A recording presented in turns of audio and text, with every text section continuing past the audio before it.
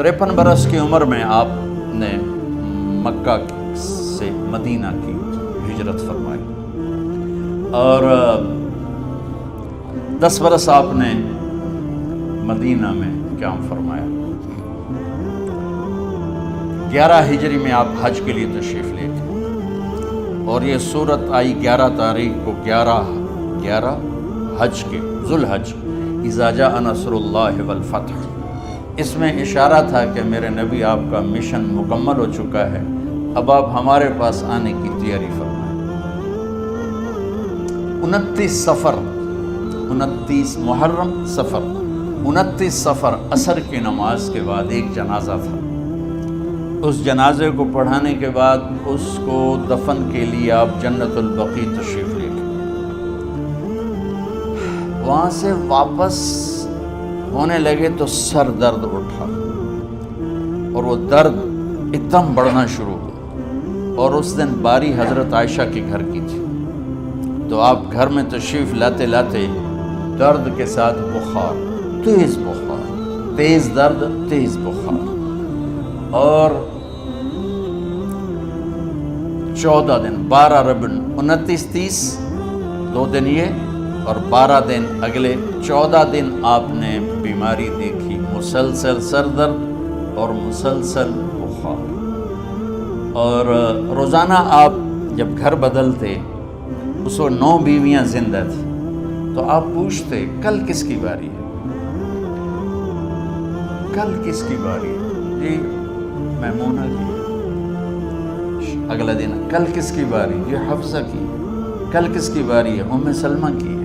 تو بیگمات نے اس سے سمجھا کہ اللہ کے نبی یہ چاہتے ہیں کہ میں بیماری کے دن عائشہ کے پاس گزاروں، ورنہ آپ کو تو خود پتہ ہے کل کس کی باری ہے، پرسوں کس کی باری ہے، ترسوں کس کی باری ہے۔ تو حضرت میمونہ کے گھر میں آپ تشریف فرما تھے، تو ساری باقی 7 بیگمات جمع ہوئیں اور انہوں نے آ کے عرض کی، یا رسول اللہ، جب تک آپ بیمار ہیں آپ عائشہ کے پاس آرام فرمائیں، اور جب اللہ آپ کو شفا دے دے تو پھر ہماری ترتیب کو آپ دوبارہ شروع فرما دیں۔ تو آپ نے سب کا شکریہ ادا کیا، علی اور عباس کو بلایا، ان کے کندھوں پہ آپ نے یوں ہاتھ رکھے اور آپ کے پاؤں یوں زمین پہ لگ رہے، آپ پورا پاؤں نہیں لگا پا رہے تھے کمزوری سے، یہ پوزیشن تھی اس طرح۔ اور یہ پیر کا دن تھا، آپ حضرت عائشہ کے گھر میں داخل ہوئے اور اگلے پیر کو حضرت عائشہ کے گھر میں آپ اپنے اللہ کے پاس چلے گئے۔ آخری ہفتہ آپ نے حضرت عائشہ کے گھر میں گزارا۔ صحابہ ملاقات کے لیے حاضر ہوئے تو آپ ان کو دیکھ کے رونے لگے اور فرمایا کہ میں تمہیں اللہ کے سپرد کرتا ہوں، اللہ تمہاری حفاظت کرے، اللہ تمہارا ساتھی ہو، آواکم اللہ، حفظکم اللہ، نصرکم اللہ، بہت دعائیں دی۔ آپ کے جانے میں 5 دن باقی تھے، تو آپ نے فرمایا مجھے 7 کنووں کے پانی سے غسل کرواؤ۔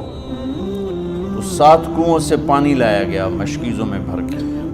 تو حضرت عائشہ کے گھر میں کوئی ایسا ٹب نہیں تھا جس میں بیٹھ کے وہ آپ نہا سکتے، تو حضرت حفصہ کے گھر سے ٹب منگوایا گیا، آپ اس میں بیٹھے، تہمت باندھا ہوا تھا، کرتا اتارا اور آپ پر 7 کنووں کا پانی ڈالا گیا، تھوڑا تھوڑا تھوڑا تھوڑا تھوڑا تھوڑا، تو اس سے بخار کی شدت کم ہوئی اور آپ سر درد کی وجہ سے آپ نے ایسے پٹی باندھی سرخ رنگ کی، اور اس کے بعد حضرت علی اور فضل بن عباس کے کندھوں کا آسرا لے کر آپ مسجد میں تشریف لائے اور آپ ممبر پر بیٹھے اور آپ نے فرمایا،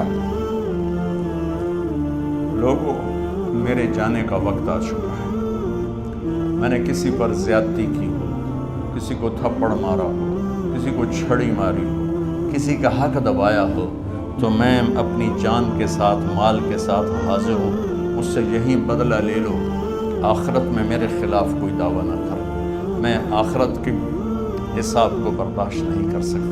جن کے طفیل لوگوں کا حساب معاف ہوگا، جن کی طفیل، جن کی شفاعت پر لوگ بے حساب جنت میں جائیں گے، وہ روتے ہوئے فرما رہے ہیں کہ میں آخرت کے حساب کو نہیں دے سکتا۔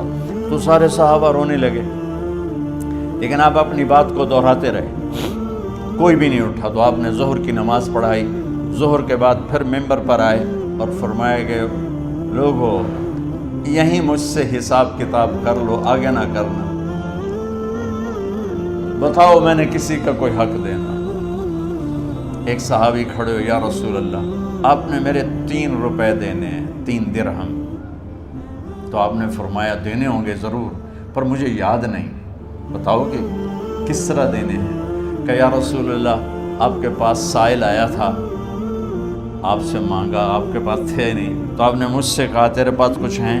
تو میرے پاس 3 درہم تھے، تو آپ نے فرمایا تو دے دے، میں بعد میں ادا کر دوں گا۔ تو ہاں یاد آ گیا، تو میرے گھر کے نبی میں، میرے نبی کے گھر میں تو تیل نہیں تھا، ایک چھٹانگ جس سے چراغ جلتا، پیسہ کہاں سے آتا؟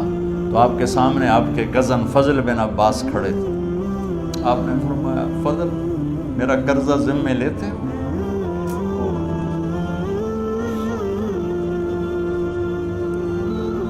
جن کے لیے کائنات سجائی گئی، جنت کی چابیاں جن کو پکڑائی گئیں، جاتے ہوئے 3 روپے دینے کی ہمت نہیں تھی، کہ فضل میرا قرضہ ذمے لیتے ہو؟ کہ جی یا رسول میں اپنے ذمے لیتا ہوں، کہ اس سے لے لینا۔ آپ گھر تشریف لے گئے، نماز کے لیے آتے تھے، پڑھاتے تھے۔ جمعرات کو عشاء کی نماز پڑھانے کے لیے اٹھ نہیں سکے، گر گئے، پھر اٹھنے لگے، اٹھ نہیں سکے، گر گئے، پھر اٹھنے لگے، اٹھ نہیں سکے، تو آپ نے فرمایا ابو بکر سے کہو نماز پڑھائے، عشاء کی نماز۔ ابو بکر ذرا پیچھے کھڑے تھے، عمر آگے کھڑے تھے، تو لوگوں نے کہا نماز ہی پڑھاونی، کوئی پڑھا دے، تو انہوں نے حضرت عمر کو آگے کیا، انہوں نے کہا اللہ اکبر۔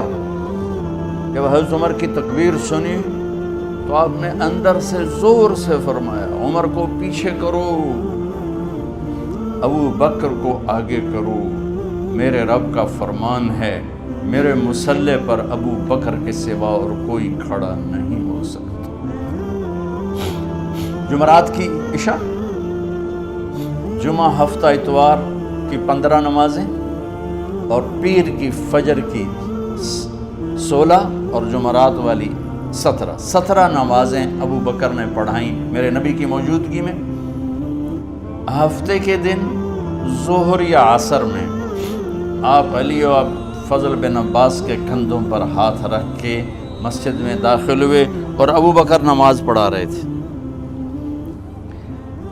ادھر محسوس ہوا کہ اللہ کے نبی آ رہے ہیں، تو ابو بکر نے یوں پیچھے ہٹنا شروع کیا تاکہ مصلی سے ہٹ جائیں، تو آپ نے ایسے ہاتھ کا اشارہ فرمایا کہ کھڑے رہو، ہٹو نہیں، کھڑے رہو۔